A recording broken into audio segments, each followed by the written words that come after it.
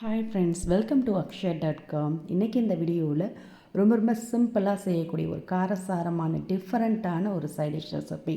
இட்லி, தோசை, சப்பாத்தி, சாதம் எல்லாத்துக்குமே நல்ல சூப்பராக அருமையாக இருக்கும். இது ஒன்று மட்டும் செய்தாலே போதும். காலையில் பிரேக்ஃபாஸ்ட், மதியம் லஞ்ச், நைட்டு டின்னர் வரைக்குமே சூப்பராக அசத்தலாக இருக்குங்க.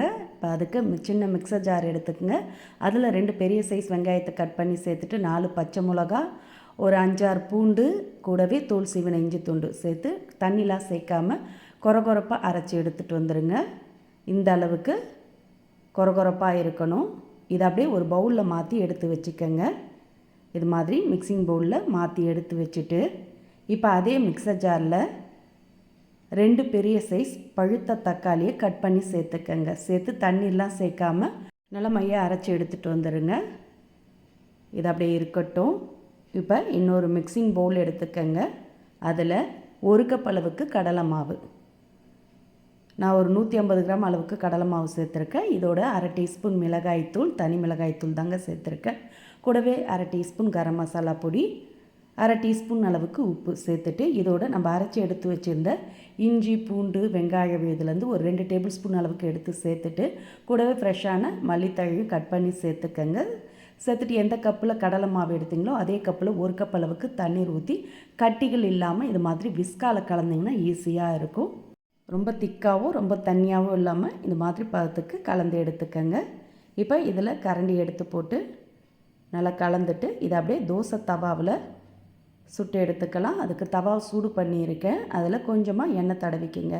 தடவிட்டு கலந்து வச்ச மாவுலேருந்து 1.5 கரண்டி அளவு மாவை ஊற்றி தோசை மாதிரியே நல்லா கொஞ்சம் மெலிசாக தீத்தி சுட்டு எடுத்துக்கங்க.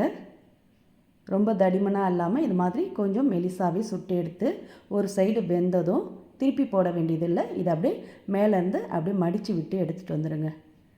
இது மாதிரி சின்ன அளவுக்கு மடித்து விட்டிங்கன்னா ஒரு 3 மடிப்பாக வரும். இது மாதிரியே மீதமுள்ள மாவையும் சுட்டு எடுத்து பிளேட்டுக்கு மாற்றிக்கங்க. இப்போ கரைச்சி எடுத்த மாவு எல்லாத்தையுமே இதே மாதிரியே சுட்டு எடுத்து பிளேட்டில் மாற்றிட்டேன். இதை அப்படியே சின்ன சின்ன பீஸஸாக கத்தியால் கட் பண்ணி எடுத்துக்கங்க.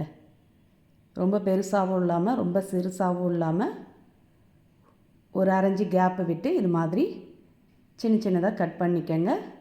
கட் பண்ணவும் ஈஸியாக தாங்க இருக்கும். இதே மாதிரியே எல்லாத்தையுமே கட் பண்ணி எடுத்து வச்சுக்கங்க. நல்லா லேயர் லேயராக வந்திருக்கு பாருங்கள்.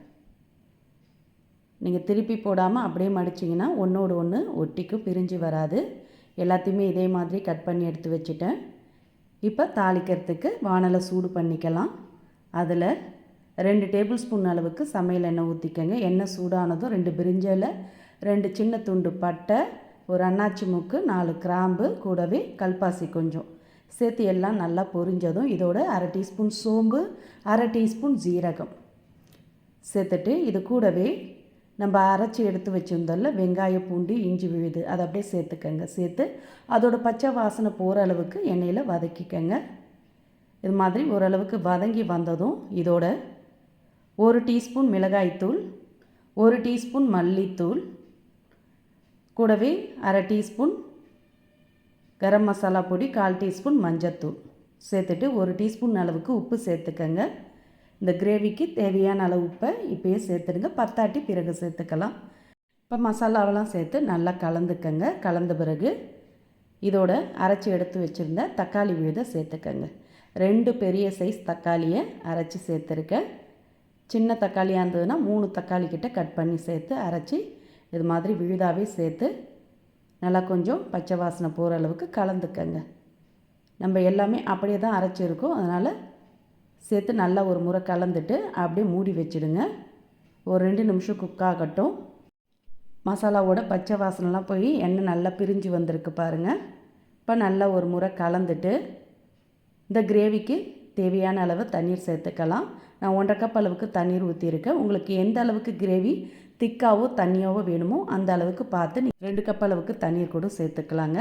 இப்போ தண்ணீர் சேர்த்து நல்லா ஒரு முறை கலந்துட்டு இதோட பொடியாக நறுக்கின கொத்தமல்லி தழையை தூவிட்டு இதில் நம்ம கட் பண்ணி வச்சுருந்த கடலை மாவு பீசஸ் எல்லாத்தையுமே இது மாதிரி சேர்த்துடுங்க. முழுகிற அளவுக்கு சேர்த்துட்டு அப்படியே மூடி வச்சுடுங்க. மூடி அடுப்பை மீடியம் ஃப்ளேமில் வச்சு ஒரு 2 நிமிஷம் அப்படியே குக் ஆகட்டும்.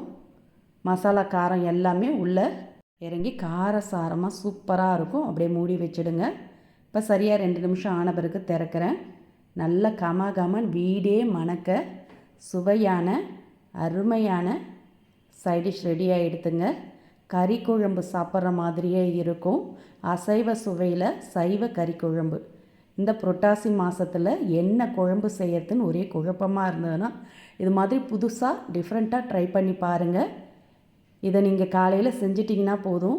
இட்லி, தோசை, சப்பாத்தி, சாதம், பூரி, இடியாப்பம், அப்பம் எல்லாத்துக்குமே அட்டகாசமாக அருமையாக இருக்கும். இந்த ரெசிபி பிடிச்சிருந்தால் லைக் பண்ணுங்கள், ஷேர் பண்ணுங்கள், சப்ஸ்கிரைப் பண்ணிவிடுங்க. நன்றி, வணக்கம்.